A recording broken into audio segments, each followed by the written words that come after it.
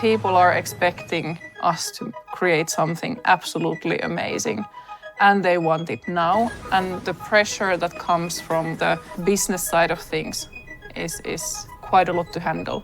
And then there is the pressure from the fans.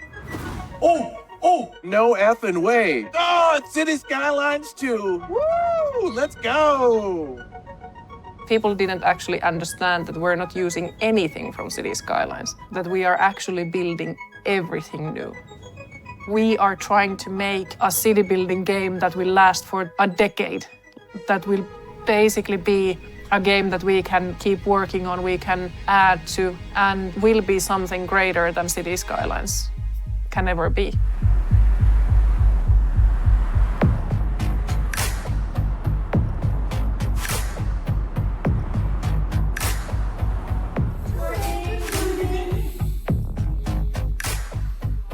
My role in the beginning was to basically set up the studio, get us funding. And I did anything from the dishes to community management, which is one of my favorite things to do.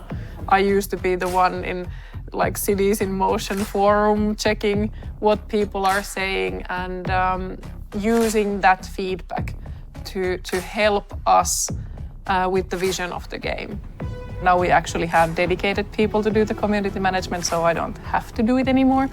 I still go in there every once in a while, but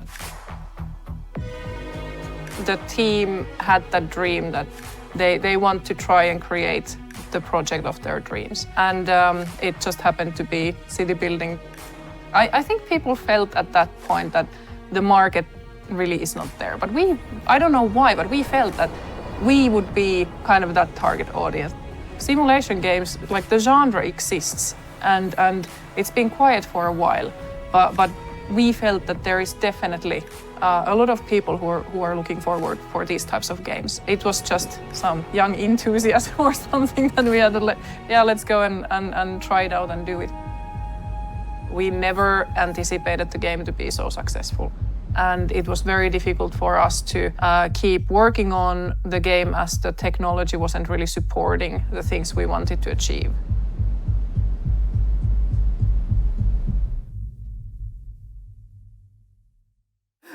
Just like, this can be like the comical relief interview.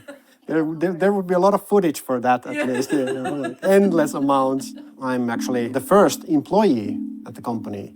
So yeah, I have been here from almost the very beginning. Then when we started City Skylines 1, it was something around 9 to 13 people. And then after releasing the game, we kind of like expanded. The sequel talk started relatively early in the 8 years since the first game has been out. We thought that we would stop after natural disasters. So we had after snowfall and natural disasters, and then the game would be complete. We could move on to something new. So we never imagined that it would have over 60 DLCs. So how many does it have now? I think there's over 60 DLCs for City Skylines, which is crazy. City Skylines, as we didn't think it would be that successful, we were ill-prepared to have the technology in a state that the development could go on for years and years.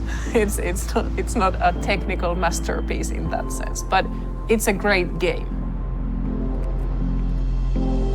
The thing with City Skylines 2 is that how we have built it now with the absolutely latest technology allows us to keep working on this game for the next 10 years if we want to.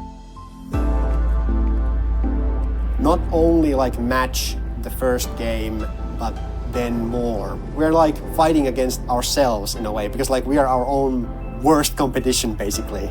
You'll have that kind of like axe hanging above you at all time. I think it was a very, very exciting opportunity.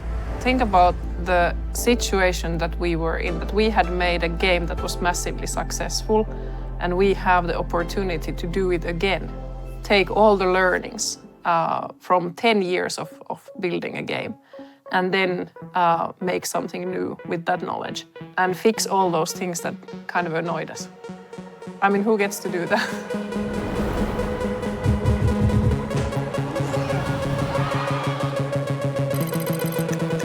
Happy birthday, City Skylines.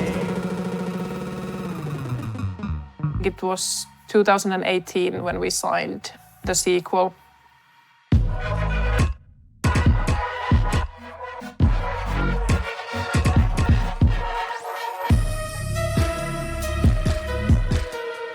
I have at times felt that this project is cursed, because if things had gone as we originally planned, the game would have come out sometime late 2020, early 2021. Early that year, I think it started to become apparent that it's not possible. There were like technical difficulties that were not something that we could have helped because it was like third-party problems basically with technology. And of course with simulation, because the game is so complex, there are so many moving parts.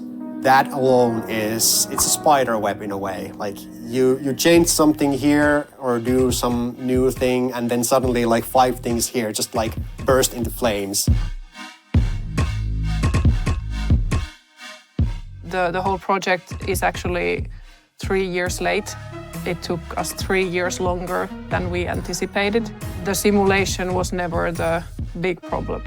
The biggest problems we had were with technology, but the simulation itself, that's something we know how to make that. Like that is the core of our skills. We make simulation games.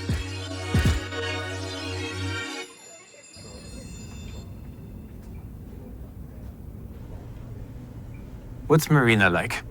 She's a person that is a very good leader. Like she's really good at getting people together and getting them to go a specific way. Like I think when she's involved, like things go in the right direction.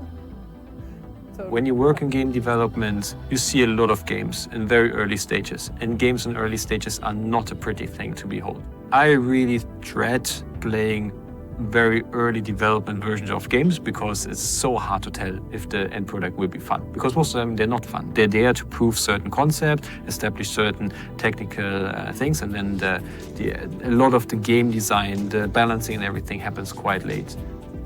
But when the game was in a state where I said, okay, now we're past alpha, I presented the game to a lot of partners.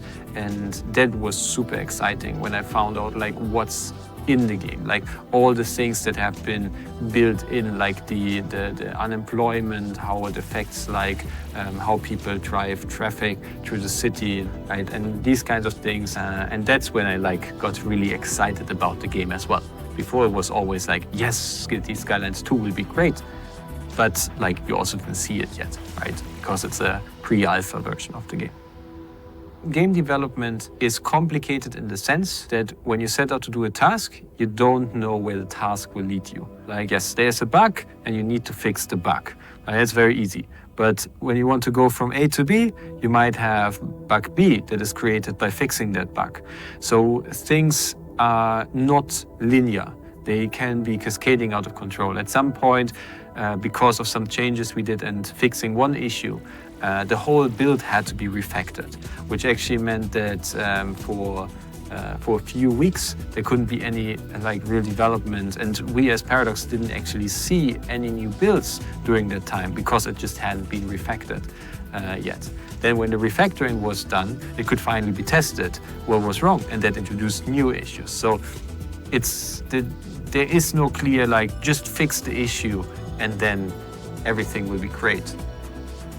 I worked on this project on and off for like, I've been in the company for 6 years, so almost 6 years. So this it's not something that's like, oh, suddenly everything is coming together.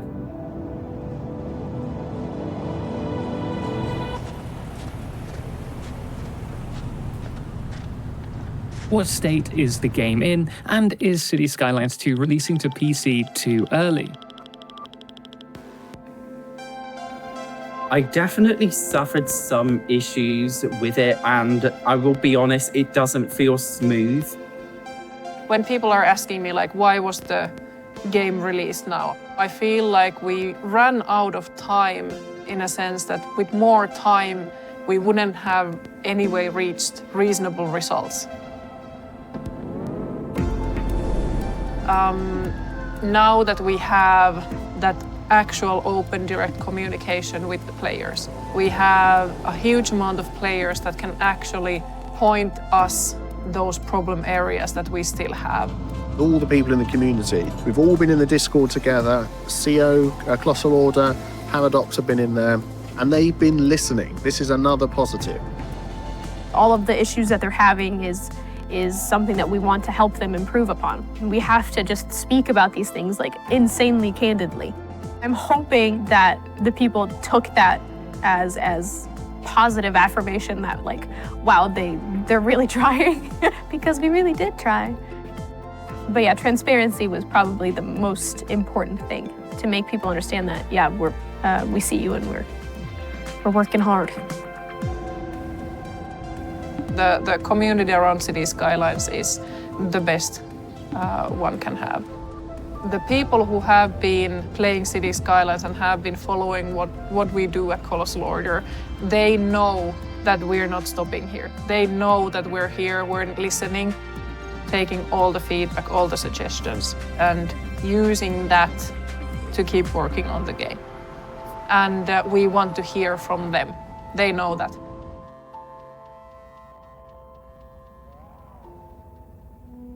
I've had nightmares about the release for months, like seriously for months. I woke up sweating, like heart pounding.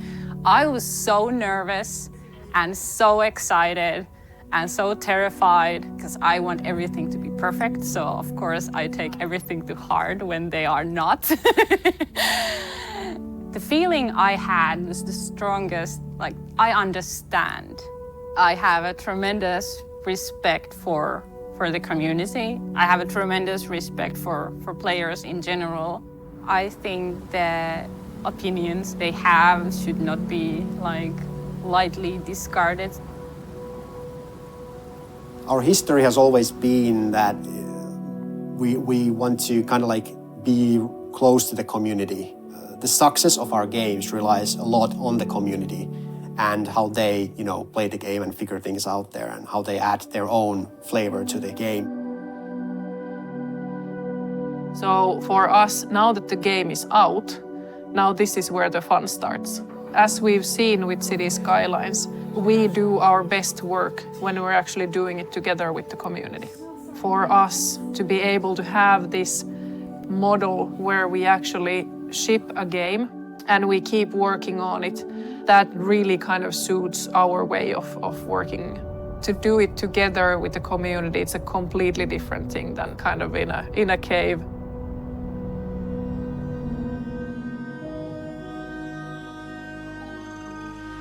We hoped for something better, right?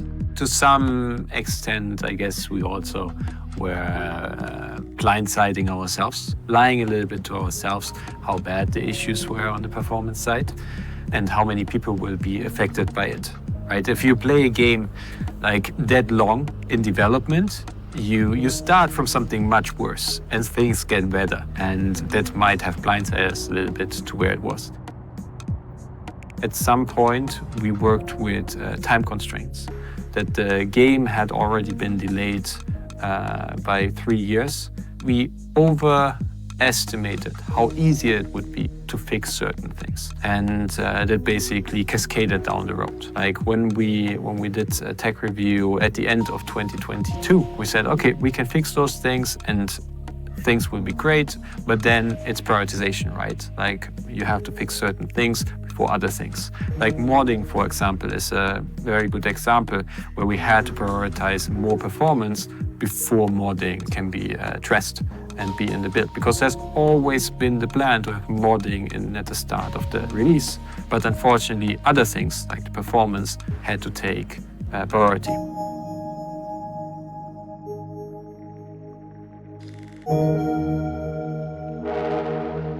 I think the performance issues, it was actually a little bit surprising for me because not because we wouldn't have tested the game, but it was more about how on different individual setups there seemed to be issues that we weren't fully aware of. And that was extremely unfortunate. That actually made me question that what did we overlook and how can we improve this in the future. I'm the kind of person that I like to analyze the situation and then try to learn from it and figure out how we can do better in the future, because that's how I feel that everything in here at Colossal should be done, constantly improving. There's work to be done there. We fully understand and recognize that. Let's not kid ourselves that we're in a great place with that, but the point here is that now that the game is out there, we have so much data, we have so much feedback that we can utilize. Let's use it and keep working on the game. There was never during this project that I was worried about the game.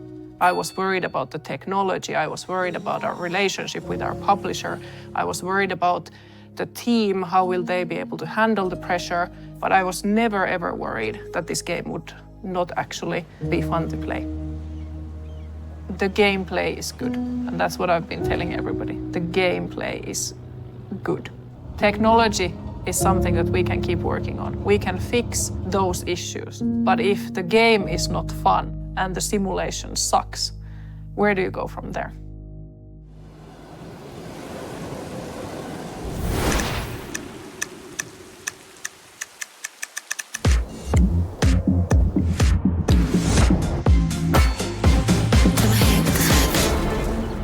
The release of Cities Skylines 2 was rough. The expectations that had built up felt like they were impossible to deal with.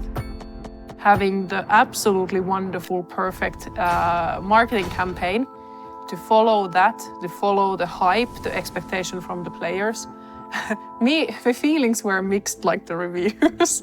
So it was really something that from the kind of excitement to get the game out there, to have the extremely harsh feedback, it's easy to kind of feel like we're drowning in some swamp because of the amount of the negativity that there is. On release, we didn't have the best version of the game ready, in the sense that we still have, to this day, we still have performance stuff that we need to work on and you know, bugs and stuff like that. Like the import-export with the cargo stuff was like, people are saying like, the economy is fake, and it's like, oh, the economy is not fake. There's some bug that it's not working because it was working before. But yeah, of course you can't go and say that to the people directly, like, no, you guys are totally wrong. It works, there's just a bug, but it works. Regardless of that, it was still exciting to see it go live. I mean, it's like a tiny little baby that is seeing the light of day for the first time, even if the baby is ugly as then, you know, you still want to see it like pop out and then, you know, hit the ground running or face first. I don't know. But, you know, it's our baby, and it's kind of stumbled on release and maybe scraped its knee a little bit. But with crutches, it'll learn to walk and eventually run without them. And maybe compete in the 100-meter hurdles or something like that.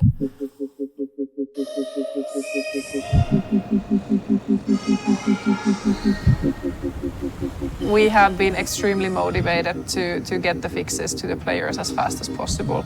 We had weekly patches fixing various issues, and we are now just continuing the work.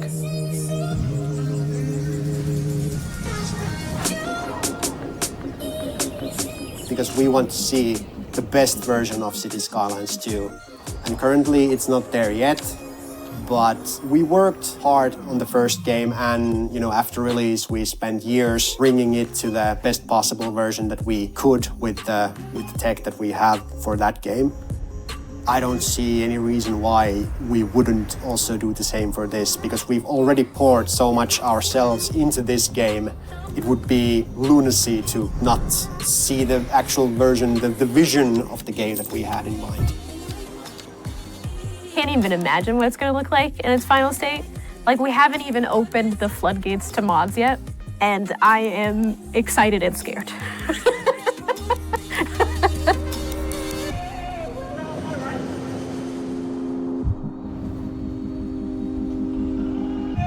in a couple months we will be happily playing the game, and we have forgotten. We'll look through it with rose-tinted glasses. You remember the release? It didn't go great, but now it's fantastic.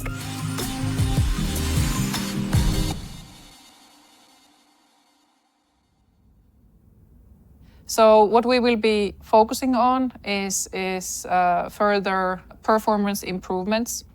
Definitely keeping an eye on that and making sure that people get to build big cities and have the game running smoothly with that.